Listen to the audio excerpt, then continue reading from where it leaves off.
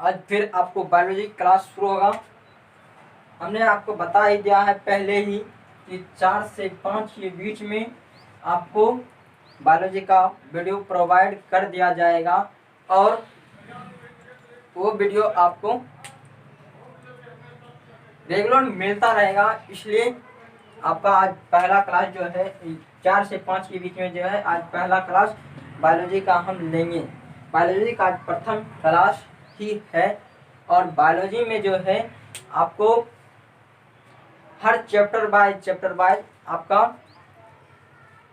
पढ़ाया जाएगा और आपको अगर समझ में नहीं आता है तो आप कमेंट में प्रश्न पूछ सकते हैं, उसका जवाब देंगे।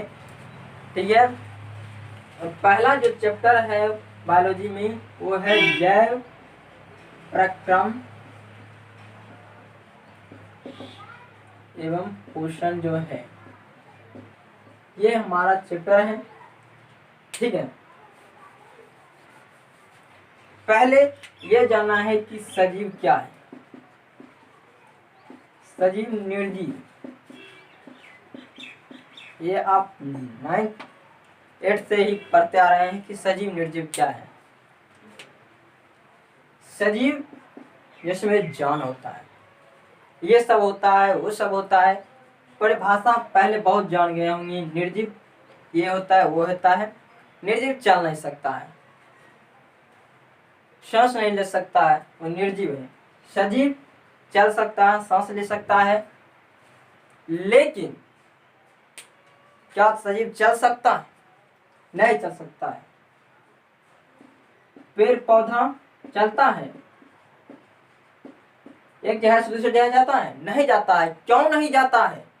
क्योंकि अगर एक व्यक्ति है जो कि घर बैठे ही उसको अगर खाना पानी रहना सोना मिल जाए तो अब कहीं किस ले जाएगा? कोई भी कहीं जाता है तो सिर्फ अपने पेट पालने के लिए ही कहे जाता है। अगर वृक्ष को हम लोग पानी देते हैं, वो सूर्य से प्रकाश संश्लेषण की अभिक्रिया कर ही लेता है, खाना मिल ही जाता है, उस समय से उसका वृद्धि भी हो ही जाता है, तो जाएगा किस लिए? इसीलिए पेड़ पौधा एक जगह से दूसरी जगह नहीं जाता है। ठीक है, निर्जीव जो है वो तो चल नहीं सकता है, लेकिन गाड़ी चलती है तो क्या हम उसे चलाते हैं तभी तो चलती है, केवल रख दें तो नहीं चलेगी। उसमें जब तक हमारा मेहनत नहीं लगेगा अब तक वो गाड़ी आगे चल नहीं सकती है। ठीक है, तो इतना हमें पहले समझना था। अब इसके आगे हमको चैप्टर को समझना है कि जैव प्रक्रम क्या है और पोषण क्या है। ठीक है, तो जैव प्रक्रम क्या है और पोषण क्या है। जैव प्रक्रम क्या है ये जानेंगे। जैव प्रक्रम, कोई भी जीव जो है अपनी क्रिया का अनुरक्षण करता है उसे ही जैव प्रक्रम कहते हैं। अनुरक्षण माने क्या होता है?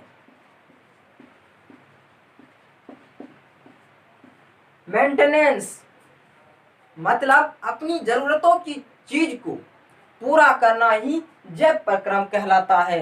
अर्थात खाना खाने के लिए हमको मेहनत करना पड़ेगा, मजदूरी करना पड़ेगा, तभी हमारा जो है हम वृद्धि कर पाएंगे, विकास कर पाएंगे, तो उसके लिए हमको मेहनत करना पड़ेगा। वही हमारा मेंटेनेंस हुआ, अनुरक्षण हुआ।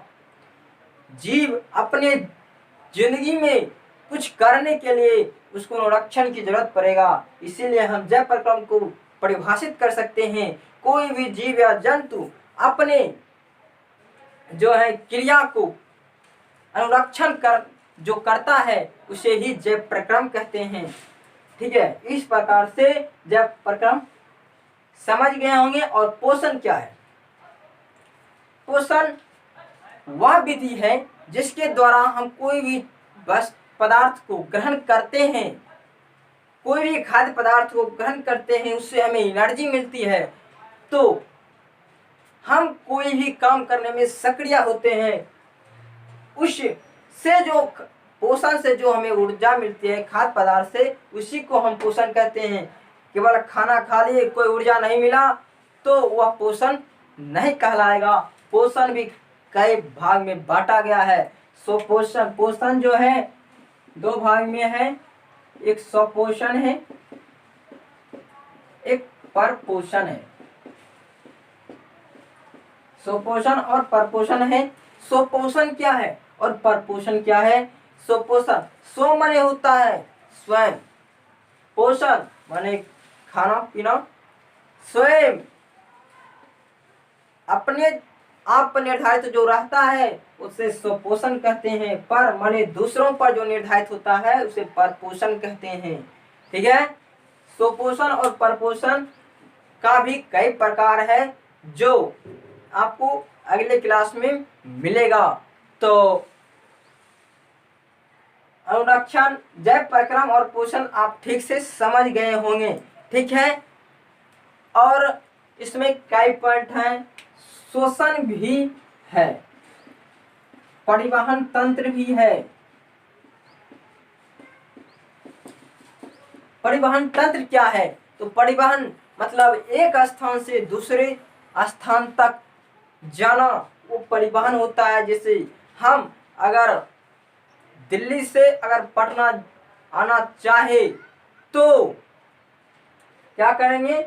गाड़ी या मोटरसाइकिल कोई भी चीज से हमको परिवहन करना पड़ेगा, या तो हम पैदल भी आ सकते हैं, लेकिन पैदल उतना अब जाने वाला कोई नहीं है, तो हमको परिवहन करना पड़ता है। एक स्थान से दूसरे स्थान जाने के लिए हमको किसी चीज की सहायता लेनी पड़ती है।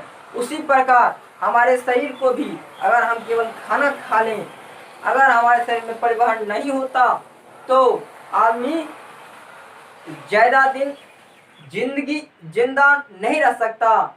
इसलिए हमको परिवहन करना पड़ता है। और जो खाना जो हम खाते हैं, भोजन करते हैं, वो एक स्थान से दूसरे स्थान तक जो पहुंचाता है उस तंत्र को ही परिवहन तंत्र कहते हैं। ठीक है, श्वसन तो आप समझ ही गए हैं। श्वसन क्या है? जो हम सांस लेते हैं वही श्वसन है। श्वसन में भी दो प्रकार का क्रिया होता है, उच्छ्वास और प्रश्वास। दोनों मिलकर उस क्रिया को पूरा करता है, तभी हम श्वसन लेने में सक्षम हो पाते हैं। तो इतना ही आज जानते हैं, फिर अगले क्लास में पूरा डिटेल से जानेंगे। आज हमारे चैप्टर का ही जो है केवल इंट्रोडक्शन था, और इस तरह से हम अगले वीडियो में और अच्छी से जानेंगे क्या है, और सुपोषण के प्रकार भी क्या है, परपोषण के प्रकार भी क्या है, इसके बारे में जानेंगे। और मानव भोजन कैसे करता है, कैसे पचता है, इसके बारे में संपूर्ण डिटेल जानेंगे। तो फिर मिलेंगे अगले दिन। और अगर हमारे चैनल को अभी तक आप लोग सब्सक्राइब नहीं किए हैं तो आप सब्सक्राइब करें, क्योंकि ये रेगुलर वीडियो आएगा। ठीक है, रोज दिन आपको 2 वीडियो प्रोवाइड कर दिया जाएगा टाइम टेबल के अनुसार।